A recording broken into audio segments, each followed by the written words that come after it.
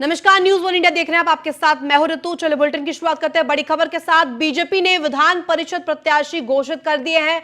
बरेली मुरादाबाद खंड क्षेत्र से जयपाल सिंह और उन्नाव कानपुर खंड क्षेत्र से अरुण पाठक प्रत्याशी घोषित किए गए हैं। बड़ी खबर आपको बता रहे हैं, गोरखपुर फैजाबाद खंड क्षेत्र से देवेंद्र प्रताप सिंह प्रत्याशी घोषित किए गए हैं।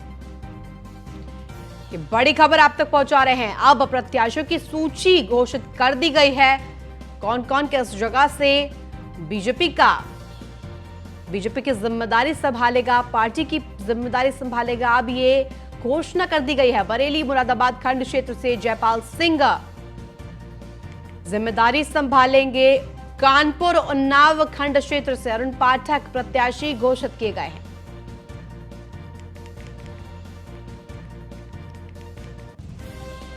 और ये बड़ी खबर आप तक पहुंचा रहे हैं, बीजेपी ने विधान परिषद प्रत्याशी घोषित कर दिए हैं।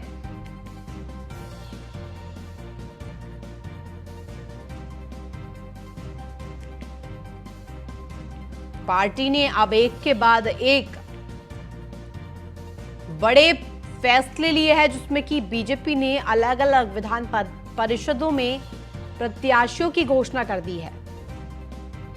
बरेली मुरादाबाद खंड क्षेत्र से जयपाल सिंह जिम्मेदारी संभालेंगे। अधिक जानकारी के साथ हमारे संवाददाता अश्विनी द्विवेदी जुड़ गए। अश्विनी, अब बीजेपी ने विधान परिषद प्रत्याशी घोषित कर दिए हैं। अलग अलग जगहों पर अलग अलग प्रत्याशियों को जिम्मेदारी दी गई। क्या कुछ अधिक जानकारी आपके पास?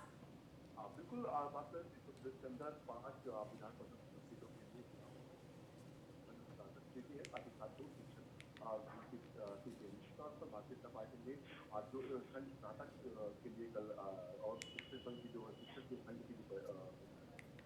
शिक्षक खंड की जो सीटें हैं उनके लिए प्रत्याशियों की घोषणा कर दी है, जिसमें से जो 3 खंड स्नातक चुनाव होना है एमएलसी के, उसके लिए जो पूर्व एमएलसी हैं, पूर्व प्रत्याशी रहे हैं, उनको ही जो है अपना प्रत्याशी फिर से वो बनाया गया, जिसमें जो है बरेली मुरादाबाद खंड क्षेत्र से अगर बात करें तो जयपाल सिंह अभी फिलहाल एमएलसी है और इनका 12 फरवरी को इनका कार्यकाल समाप्त हो रहा है। उससे पहले चुनाव होना 30 जनवरी को, तो इनको भारतीय जनता पार्टी की ओर से अपना प्रत्याशी बनाएगा। साथ ही बात करें कानपुर उन्नाव खंड क्षेत्र से जो अरुण पाठक को प्रत्याशी बनाया गया है। इसके अलावा बात करें गोरखपुर फैजाबाद खंड क्षेत्र से देवेंद्र प्रताप सिंह को अपना प्रत्याशी बनाया गया। ये तीनों जो प्रत्याशी हैं वो वर्तमान समय में अभी जो है एमएलसी हैं भारतीय जनता पार्टी की ओर से। निश्चित तौर पर एक बार फिर इन्हीं पर अपना दांव भारतीय जनता पार्टी ने लगाया, क्योंकि संभावना है भारतीय जनता पार्टी को कि इन्होंने जिस तरीके से पिछला चुनाव जीता था, इस बार भी वो बेहतर परफॉर्मेंस करेंगे। साथ ही साथ 2 अन्य प्रत्याशी की घोषणा और की है, जो शिक्षक खंड के चुनाव होना उसको लेकर के, जिसमें कानपुर खंड शिक्षक से क्षेत्र से आए जो वेणु रंजन जो भदौरिया को प्रत्याशी भारतीय जनता पार्टी बनाया। वहीं बात करें तो इलाहाबाद झांसी खंड शिक्षक जो है क्षेत्र से बाबूलाल तिवारी को अपना प्रत्याशी बनाया। निश्चित तौर पर कहीं ना कहीं भारतीय जनता पार्टी ने गहरा मंथन किया और उसके बाद इन प्रत्याशियों का चयन किया है। 30 जनवरी को जो एमएलसी की सीटें हैं जो विधान परिषद की, उनके लिए वोटिंग होनी है, और क्योंकि 12 फरवरी को इनका कार्यकाल समाप्त हो रहा है, तो उससे पहले वोटिंग करा करके नए जो विधान परिषद सदस्य उनको शपथ दिलाई जाएगी। जी बिल्कुल अश्विनी, और ऐसे में अब विधान परिषद के लिए तमाम जो प्रत्याशी है उनकी घोषणा कर दी है। तो ऐसे में आपसे जानना चाहूंगी, क्योंकि बीते जो चुनाव हुए थे उनमें अब क्या बदलाव किया गया है, इस बार क्या नया बदलाव देखने को मिला है, क्योंकि पार्टी एक तरह से मिशन 2024 में लग गई है। तो ऐसे में ये जो तमाम अब चुनाव आ रहे हैं, ये एक सेमीफाइनल के तौर पर देखा जा रहा है। हाँ बिल्कुल, अगर बात करें तो जो ये एमएलसी चुनाव होने हैं, ये कहीं ना कहीं इनका जो रूपरेखा होती है ये थोड़ा सा इनमें अंतर होता है, क्योंकि सीधे ना तो ये जनता से होते हैं, ना ही ये जो विधायक होते हैं उनकी संख्या बल के आधार पे होते हैं, क्योंकि ये स्नातक चुनाव होने, स्नातक खंड के जो है वो चुनाव होने, इसमें स्नातक जो छात्र रहे होंगे वो इसमें वोटिंग करते हैं। साथ ही साथ जो शिक्षक खंड वाले चुनाव होने हैं उसमें जो शिक्षक होते हैं वो वोट करते हैं। तो इसमें ये कहना कहना कि सेमीफाइनल थोड़ा सा मुश्किल होगा, क्योंकि इससे राजनीतिक स्थिति स्पष्ट नहीं होती, क्योंकि अक्सर अमूमन ये जो चुनाव होते हैं, जो सत्ता पक्ष होती है उसी के पक्ष में रहते हैं। इससे पहले भी देखा गया सत्ता पक्ष के पक्ष में रहे, तो निश्चित तौर पर इसको सेमीफाइनल ना कह के कहीं ना कहीं ये है कि भारतीय जनता पार्टी अपनी संख्या बल जो है जरूर विधान परिषद में और मजबूत करना चाहती है, उसको लेकर के मेहनत कर रही है। और कहीं ना कहीं इसीलिए जो पूर्व तीनों एमएलसी हैं, जो वर्तमान में भी एमएलसी हैं, उन पर ही दांव लगाया है। और कहीं ना कहीं भारतीय जनता पार्टी जानती है कि इन लोगों ने विषम परिस्थिति में बेहतर परफॉर्मेंस किया, एक बार फिर अच्छा परफॉर्मेंस करेंगे। जी बहुत बहुत शुक्रिया, आप बने रहिए, आगे भी आपसे जानकारी लेंगे अश्विनी। वहीं एक दिवसीय लखनऊ निवेशक सम्मेलन आज है और ऐसे में सुबह 11 बजे इंदिरा गांधी प्रतिष्ठान में आयोजन होगा। डिप्टी सीएम ब्रजेश पाठक कार्यक्रम में शिरकत करेंगे। बड़ी खबर आपको बता रहे हैं, केंद्रीय राज्य मंत्री कौशल किशोर भी शामिल होंगे और कई मायनों में ये बेहद ही खास बताया जा रहा है, क्योंकि सुबह 11 बजे इंदिरा गांधी प्रतिष्ठान में आयोजन होगा। डिप्टी सीएम ब्रजेश पाठक खुद शिरकत कर रहे हैं, तो ऐसे में अब आयोजन में केंद्र राज्य मंत्री कौशल किशोर भी शामिल होते हुए दिखाई देंगे। लखनऊ में निवेशक सम्मेलन आज है, एक दिवसीय ये पूरा कार्यक्रम, और ऐसे में भव्य आयोजन किया गया है। इंदिरा गांधी प्रतिष्ठान में इसका आयोजन हुआ है, सुबह 11 बजे शुरू होगा और ऐसे में केंद्रीय राज्य मंत्री कौशल किशोर भी शामिल होंगे इस पूरे आयोजन में और खुद डिप्टी सीएम ब्रजेश पाठक शिरकत करते हुए दिखाई देंगे। अधिक जानकारी के साथ हमारे संवाददाता अश्विनी बने हुए। अश्विनी, आपका रुख करना चाहूंगी क्योंकि आज लखनऊ में निवेशक सम्मेलन है, किन मायनों में ये अहम बताया जा रहा है और कौन कौन जो बड़े पदाधिकारी मौजूद होंगे इसमें? बिल्कुल, उत्तर प्रदेश में ग्लोबल इन्वेस्टर समिट का आयोजन होने जा रहा है। उससे ठीक पहले जिलों में आज जो है जिला स्तरीय इन्वेस्टर समिट का आयोजन हो रहा है। इससे पहले देखा गया कि बहराइच में एक इन्वेस्टर समिट का आयोजन हुआ था, जिसकी प्रशंसा मुख्यमंत्री ने खुद की थी। उसके बाद तमाम अन्य जिले हैं वो भी अब आयोजन कर रहे हैं। अब लखनऊ में आयोजन होने जा रहा है, इसमें तमाम कंपनियां हैं, जो तमाम इन्वेस्टर्स हैं वो भाग लेंगे। कल डीएम ने बाकायदा जानकारी दी थी कि अब तक लमसम 5,000 करोड़ का निवेश होने की संभावना जो है वो बन चुकी है। तमाम लोगों ने सहमति इस पर दी है। निश्चित तौर पर इंडियन निश्चित तौर पर तमाम कंपनीज बाहर की हैं, उन्होंने भी इंटरेस्ट दिखाया कि राजधानी लखनऊ में वो निवेश करना चाहते हैं। बिल्कुल, अगर बात करें तो आज इसको लेकर के एक जिला स्तरीय इन्वेस्टर्स समिट होती होगी, जिसमें उप मुख्यमंत्री ब्रजेश पाठक सम्मिलित होंगे। साथ ही साथ जो कौशल किशोर है, जो केंद्रीय राज्य मंत्री हैं, साथ ही साथ मोहनलालगंज से सांसद हैं, वो मौजूद रहेंगे। इसके अलावा तमाम आला अधिकारी रहेंगे, जिला प्रशासन से जुड़े हुए तमाम अधिकारी रहेंगे। कहीं ना कहीं लखनऊ में बड़ा इन्वेस्ट कराने को लेकर के जो जिला प्रशासन है वो सशक्त है, कहीं ना कहीं चाह रहा है कि एक बड़ा जो है इन्वेस्ट लखनऊ में हो, जिससे आने वाले समय में बेहतर और उत्तर प्रदेश की राजधानी लखनऊ बन पाए। निश्चित तौर पर उसी को लेकर के कदम उठाया गया और उसी को लेकर के जिला स्तरीय सम्मेलन किया जा रहा है। जी बिल्कुल अश्विनी, और ऐसे में तमाम वो मुद्दे निवेश को लेकर के सीएम योगी आदित्यनाथ खुद कवायद करते हुए दिखाई देते हैं और ऐसे में यूपी में किस तरह से निवेश को बढ़ाना है, इसको लेकर भी मंथन किया जाएगा आज। बिल्कुल, यूपी को लेकर नहीं, ये कहेंगे लखनऊ सिर्फ और लखनऊ फोकस इसमें है, क्योंकि राजधानी का जिला स्तर का ये निवेश सम्मेलन है। और तो कहीं ना कहीं लखनऊ में किस तरीके से निवेश बढ़ाया जाए, लखनऊ का अपना खुद का इकोनॉमी रेट है वो कैसे बढ़ाया जाए, इन तमाम बिंदुओं को लेकर के चर्चा होगी। साथ ही साथ जो निवेशक होंगे उनको बताया जाएगा कि लखनऊ में निवेश करने के फायदे क्या होंगे उनके, क्योंकि यहाँ पर बेहतर इंफ्रास्ट्रक्चर है, बेहतर बिजली की व्यवस्था, बेहतर सड़कों की व्यवस्था, तो निश्चित तौर पर ये कहीं ना कहीं निवेशकों के लिए बेहतर एक विकल्प हो सकता है, जिसको लेकर के कहीं ना कहीं बताया जाएगा कि उत्तर प्रदेश राजधानी निवेश के हिसाब से बेहतर है। जी बिल्कुल अश्विनी, और ऐसे में तमाम वो बड़े नेता भी इसमें आएंगे, खुद डिप्टी सीएम ब्रजेश पाठक पहुंच रहे हैं, तो ऐसे में कई मायने निकाले जा रहे हैं। निवेश को किस तरह से बढ़ावा दिया जाए और प्रदेश भर में, आपने लखनऊ की बात की कि जिले स्तर पर इसको किया जा रहा है, लेकिन लखनऊ में और खासतौर पर बीते दिनों में कई ऐसे संगठन और बैठकों का दौर भी चला है, तो किन मायने में ये जो सम्मेलन है महत्वपूर्ण बताई जा रही है? बिल्कुल बिल्कुल ये सम्मेलन जो काफ़ी महत्वपूर्ण है क्योंकि जिले स्तर पर एक कार्यक्रम हो रहा है और जिले स्तर पर जब कार्यक्रम होगा तो जिले में निवेश होगा तो जिले की जो इकोनॉमी रेट है, इकोनॉमिक ग्रोथ है, वो बढ़ेगी। हाँ, जिला के जो लोग हैं लखनऊ के, उनको अपने घरों के पास ही रोजगार मिलेगा, जिससे उनको बाहर कू का रुख नहीं करना पड़ेगा। निश्चित तौर पर इसको लेकर के कार्य योजना बनाई जा रही है कि ज़्यादा से ज़्यादा निवेश कराया जाए। ज़्यादा से ज़्यादा निवेश जब आएगा तो इंडस्ट्री बढ़ेगी, जब इंडस्ट्री बढ़ेगी तो कहीं ना कहीं लोगों को रोजगार स्थानीय तौर पर मिलेगा। ठीक है। बिल्कुल छोटे सेक्टर तमाम है, जैसे एमएसएमई की बात करें जिसको लेकर के सबसे ज्यादा फोकस किया जा रहा है और उसको बढ़ावा देने के लिए काम भी किया जा रहा है। जी ठीक है, बहुत बहुत शुक्रिया अश्वनी, आप बने रहिए, आगे भी आपसे जानकारी लेंगे। तो चलिए बड़ी खबर आपको बता दें, 16 फरवरी से 10वीं और 12वीं की बोर्ड परीक्षा आयोजित हुई है। इस वक्त की बड़ी खबर आपको बता दें, 10वीं और 12वीं की बोर्ड परीक्षाओं को लेकर ये बड़ी खबर आपको बता रहे हैं, 16 फरवरी से आयोजित की जाएंगी। इस वक्त की बड़ी खबर लखनऊ से सीधे 58 लाख से अधिक छात्र छात्राएं परीक्षा में शामिल होंगे, परीक्षा में बैठेंगे और 12वीं के प्रैक्टिकल परीक्षा को 2 फेज में आयोजित कराए जाने का पूरा प्लान तैयार है। 12वीं की प्रैक्टिकल परीक्षा 2 फेज में कराए जाएंगे, ये बड़ी खबर आप तक पहुंचा रहे हैं। 58 लाख से अधिक छात्र छात्राएं परीक्षा देंगे और ऐसे में 12वीं के प्रैक्टिकल परीक्षा 2 फेज में आयोजित कराए जाएंगे। 2 फेज में करवाए जाएंगे प्रैक्टिकल की परीक्षाएं। 16 फरवरी से 10वीं और 12वीं की परीक्षाएं आयोजित होंगी। तिथियां अब सामने आ गई हैं। 58 लाख से अधिक छात्र परीक्षा में शामिल होंगे। 12वीं के प्रैक्टिकल पर खास तौर पर यह बात सामने आई है कि 2 फेज में, अलग अलग फेज में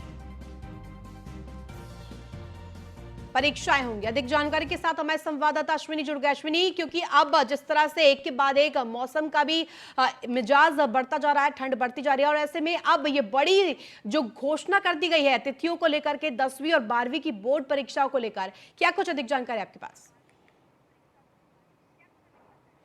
बिल्कुल उत्तर प्रदेश में यूपी बोर्ड की जो एग्जाम्स होने हैं उनको लेकर के तिथियां जारी कर दी गई। 16 फरवरी से ये एग्जाम होंगे।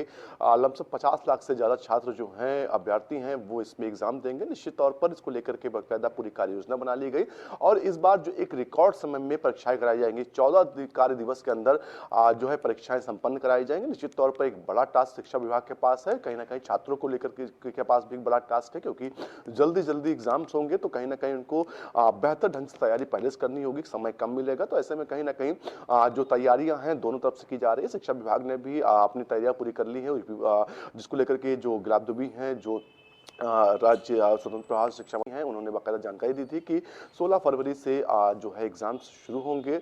निश्चित तौर पर 14 दिन के अंदर लमसम मान के लिए कि 2 मार्च तक एग्जाम जो है पूरे समाप्त हो सकते हैं। निश्चित तौर पर ऐसे में कहीं ना कहीं जो व्यवस्थाएं हैं उनको सुदृढ़ किया जा रहा है, क्योंकि लगातार देखा जाए पिछले 5 सालों से नकल विहीन परीक्षा पर जोर दिया जा रहा है। जो सेंटर्स होते हैं, जो एग्जाम हॉल होते हैं, वहाँ बाकायदा कैमरे लगाए जाते हैं जिनकी मॉनिटरिंग लखनऊ जो निदेशालय है माध्यमिक शिक्षा का, वहां से की जाती है। तो निश्चित तौर पर कहीं ना कहीं जो संकल्प एक सरकार का है कि नकल विहीन परीक्षा हो, उसी के क्रम में एक बार फिर उसी की तैयारी की जा रही है कि नकल विहीन परीक्षा करा करके जो वाकई में जो बेहतर छात्र है उनको बेहतर नंबर ला पाने का हक है, ना कि जैसे पिछले समय में होता था कि नकल के सहारे छात्र पास होते थे, नंबर लाते थे, बाद में जब वो एग्जाम देते थे तो उनका कहीं ना कहीं उनको बाहर जाना पड़ता था। जी ठीक है, बहुत बहुत शुक्रिया तमाम जानकारी के लिए अश्विनी।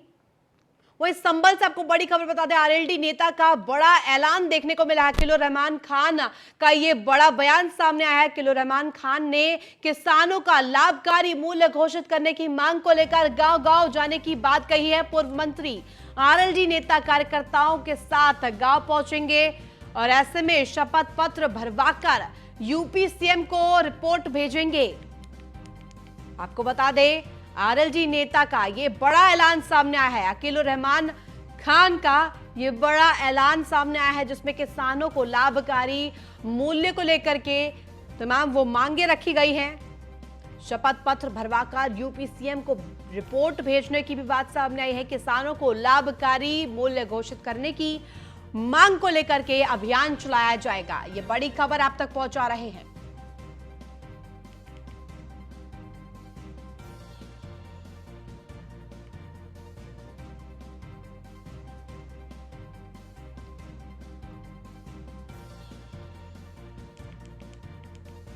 और अधिक जानकारी के साथ हमारे संवाददाता दानिश जुड़ गए। दानिश, जिस तरह से अब आरएलडी नेता का बड़ा ऐलान सामने आया है, अकीलुर रहमान खान ने बड़ा बयान दिया है किसानों को लेकर के, लाभकारी मूल्य को लेकर के, क्या कुछ अधिक जानकारी आपके पास? क्या किसानों के लिए क्या कुछ उन्होंने बात कही है? मैं आपको बता दूं कि जिस तरह से लगातार किसानों की बात को लेकर जयंत चौधरी से लेकर और सारे नेता बात की जा रही है, लेकिन इधर एक जो यहाँ के एक नेता हैं अकीलुर रहमान, जो पूर्व मंत्री हैं, उन्होंने फिलहाल एक कमेटी बनाई है जिसमें 20 लोग शामिल किए गए हैं और उनका कहना यह है कि लगातार सरकार से हम मांग कर रहे हैं, लेकिन वो मांग पूरी नहीं हो रही। अब एक अभियान के तहत उन्होंने शपथ पर भरवाने की बात की गई है, जिसमें कि गन्ने को भुगतान को लेकर और गन्ने के महंगाई को लेकर इन दोनों बातों को शामिल किया गया है कि गन्ने का भुगतान जल्द से जल्द किया जाए और गन्ने का रेट तय किया जाए, जिससे कि जो किसान है, जो परेशान है, उनको पूरी तरह से इंसाफ मिल सके। और इधर आवारा पशुओं की बात भी की गई है कि उनको कहीं ना कहीं जो सरकार बजट की बात करेगी, जैसे सरकार ने जिस तरह से आवारा पशुओं के लिए यहाँ पर काम करने की बात की गई है, तो अभी धरातल पर किसी तरह से नहीं है, अधिकारी लापरवाही बरत रहे हैं। तो इस तरह की आरएलडी के नेता का जो बयान जो कि अकीलुर रहमान का आया है, उसके बाद एक राजनीतिक पहल की अगर देखा जाए तो कहीं ना कहीं किसानों से जुड़ते हुए नजर आ रहे हैं और ये जगह जगहों पर नुक्कड़ नाटक करने के बाद गांव-गांव जाएंगे और वहां से शपथ पर भरवाया जा रहा है। ये अभियान चलाकर सारे इकट्ठे करने के बाद सारे डॉक्यूमेंट्स यहाँ से सीएम को पेश किया जाएगा, जिससे कि वो एक ताकत दिखाना चाहते हैं कि किसान एक जमीनी स्तर से किस तरह से अपनी मांग कर रहा है। लेकिन जो ये अभियान चलाने के बाद शपथ पत्र भरा जाएगा और शपथ पत्र भरने के बाद सारे सीएम तक पहुंचेंगे। फिलहाल जिस तरह से ये कार्रवाई शुरू करी है, ये लगातार अभियान चलता रहेगा और इस बीच अगर सरकार ने रेट नहीं किया तो उसके बाद आंदोलन का दूसरा रुख की बात भी की जा रही है। ठीक है, बहुत बहुत शुक्रिया तमाम जानकारी के लिए दानिश। वही कानपुर से अगली खबर, इलेक्ट्रॉनिक शोरूम में भीषण आग लगी है। बड़ी खबर आपको बता रहे, घटनास्थल पर पहुंची आधा दर्जन दमकल की गाड़ियां, जिन्होंने आग पर काबू पाया। आग लगने से लाखों का सामान नष्ट हुआ है, लाखों के सामान का नुकसान हुआ है। आपको बता दें कि किदवई नगर थाना क्षेत्र का ये पूरा मामला बताया जा रहा है। तस्वीरों में आप देख सकते हैं किस तरह से आग की लपटें ऊपर ऊपर ऊंची ऊंची उठ रही है। आग लगने से लाखों का सामान नष्ट हो गया है। न्यूज़ वन इंडिया सबसे पहले एक्सक्लूसिव तस्वीरें आप तक पहुंचा रहा है। किदवई नगर थाना क्षेत्र के अंतर्गत का यह पूरा मामला, इलेक्ट्रॉनिक शोरूम में भीषण आग लगी है। दमकल की आधा दर्जन से अधिक गाड़ियां वहां पहुंचती है और किसी तरह से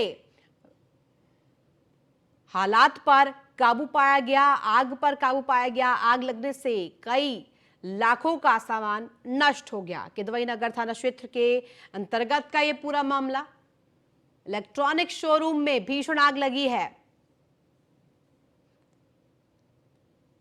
सूचना पर पहुंची दमकल की गाड़ियों ने किस तरह से आग पर काबू पाया और मुश्किल से वहां पर लोगों को रेस्क्यू किया गया। आग लगने से लाखों का सामान नष्ट हो गया है। किदवई नगर थाना क्षेत्र का यह पूरा मामला बताया जा रहा है। इलेक्ट्रॉनिक शोरूम में आग लग गई, भीषण आग लगी है और ऐसे में आधा दर्जन दमकल की गाड़ियां वहां पर पहुंचती हैं और किसी तरह से बामुशक्कत दमकल की गाड़ियों ने आग पर काबू पाया।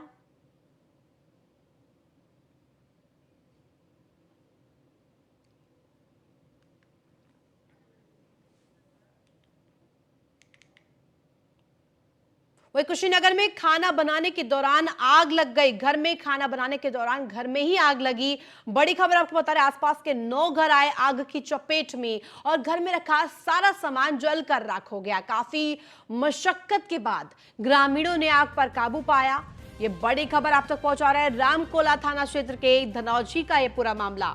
एक के बाद एक आग लगने की घटनाएं सामने आ रही हैं। आसपास के 9 घरों को आग ने अपनी चपेट में ले लिया। घर में रखा सारा सामान जलकर राख हो गया।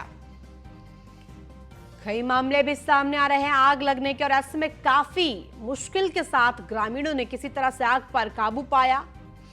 रामकोला थाना क्षेत्र का यह पूरा मामला, जहां पर भीषण आग लग गई है। घर में आग लगी खाना बनाने के दौरान और आसपास के 9 घरों को आग ने अपनी चपेट में ले लिया। कितनी भीषण ये आग, जिसमें 9 घरों को अपनी चपेट में लिया।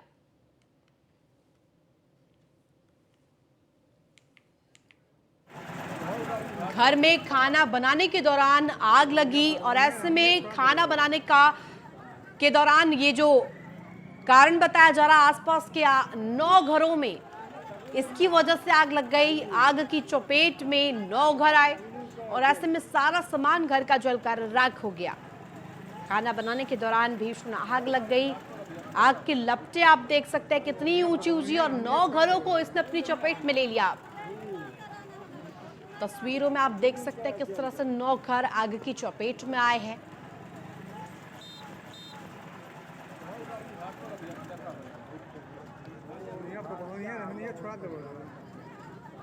अगली खबर मैनपुरी से, जहां शीतलहर और कोहरे का कहर लगातार जारी है। शाम होते ही घने कोहरे से घिरा पूरा शहर। कोहरे के चलते सड़कों पर विजिबिलिटी शून्य हो गई है। सर्दी से बचने के लिए सड़कों के किनारे अलाव का सहारा लेते हुए लोग नजर आए हैं। कोहरे के चलते सड़कों पर चलने वाले वाहनों की भी रफ्तार बहुत धीमी हो गई है। किस तरह से धुंध पड़ रही है और सर्दी के सितम ने अब लोगों को और अधिक परेशान करना शुरू कर दिया है। सर्दी से बचने के लिए लोग जगह जगह पर अलाव का सहारा लेने को मजबूर है।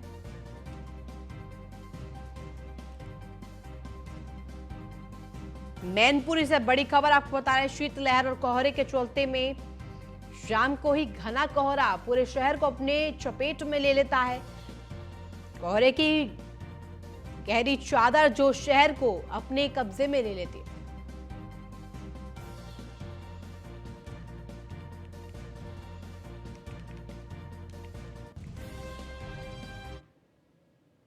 यूं तो आमतौर पर आपने विवाहित जोड़ों को हनीमून पर जाते देखा होगा, क्वालिटी टाइम स्पेंड करते हुए देखा होगा, पर क्या आपने ऐसा कोई मामला सुना है जहां हनीमून पर गई दुल्हन पति को ही लूटकर भाग जाए? नहीं ना, पर यह सच है। यूपी के अलीगढ़ में एक ऐसा ही मामला सामने आया है, जहां हनीमून पर गई दुल्हन पति को ही बेहोश कर फरार हो गई। देखिए ये खास रिपोर्ट।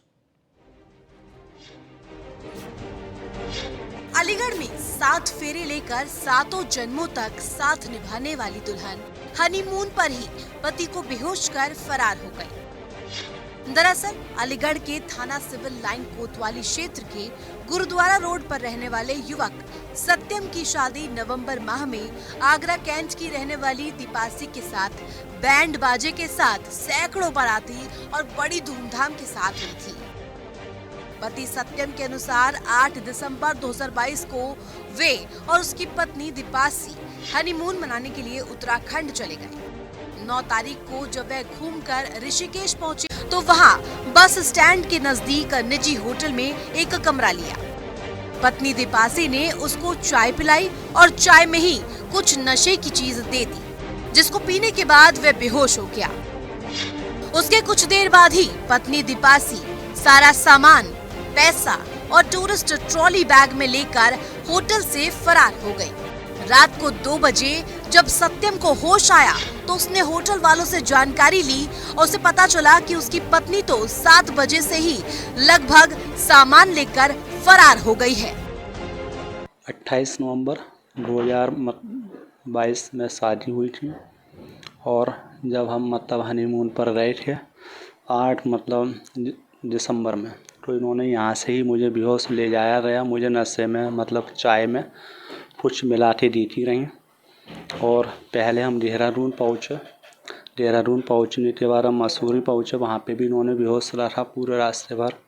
उसके बाद हम ऋषिकेश पहुँचे शाम को 6 बजे। 6:30 बजे इन्होंने मुझे करीब खाना खिलाया और खाना खिलाने के बाद चाय पिलाई और जैसे ही चाय पी मैंने तुरंत मैं बेहोश हो गया। और 6:40 पे ये होटल से सभी सामान अपना लेकर चली गई और मेरे पास जितने भी पैसे थे वो सब लेकर चली गई। जिसके बाद सत्यम ने अलीगढ़ में अपने परिवार को सूचना दी और दीपासी के परिवार को भी इस मामले के बारे में बताया। तो उन्होंने कहा कि अब जो हो गया सो हो गया। उसकी पहले से ही किसी के साथ संबंध है और वह अंशु यादव नाम का लड़का है। वह बहुत बड़ा गैंगस्टर है। अब तुम उसे भूल जाओ और हम भी भूल जाते हैं। जिस पर पीड़ित के पिता ने क्या कुछ कहा आपको सुनवाते हैं। कहने का मतलब ये है कि जब उस लड़की को कहीं और शादी करनी थी या किसी के साथ रहना था तो वो पहले भी कह सकती थी, घर से दबाव डाल सकती थी, नहीं डाला हमसे कह देती, हम उसमें उसकी हेल्प करते। उससे इस प्रकार से ये शादी नहीं करनी चाहिए थी। अब वो आपका इतना पैसा ले गई, अब जो ले गई है वो तो ले गई है, उसमें नफा नुकसान तो ज़िंदगी में चलते ही रहते हैं, अब मरा तो जाएगा नहीं। जिसके बाद सत्यम ने उत्तराखंड पुलिस, अलीगढ़ पुलिस और आगरा पुलिस को लिखित शिकायत दी, लेकिन अभी तक इस पर कोई कार्रवाई नहीं हुई है। बेचारा पति अब न्याय के लिए दर दर की ठोकरें खा रहा है। हार कर उसने सिविल कोर्ट की शरण ली ताकि उसको न्याय मिल सके। ये सिलसिला यही नहीं रुका, मामले में एक और ट्विस्ट आता है। अब पत्नी दीपासी ने भी सत्यम पर मारपीट और दहेज उत्पीड़न का आरोप लगा दिया है, साथ ही उसको नोटिस भेजा है। न्याय के लिए कोर्ट की शरण में जाने के बाद सत्यम को कुछ इंसाफ की किरण जागी है। बहरहाल मामला कोर्ट के संज्ञान में है। न्यूज़ 1 इंडिया के लिए सुनीता बघेल की रिपोर्ट। तो फिलहाल इस बुलेटिन में बस इतना ही। देश और दुनिया की तमाम बड़ी खबरों के लिए देखते रहिए न्यूज़ 1 इंडिया।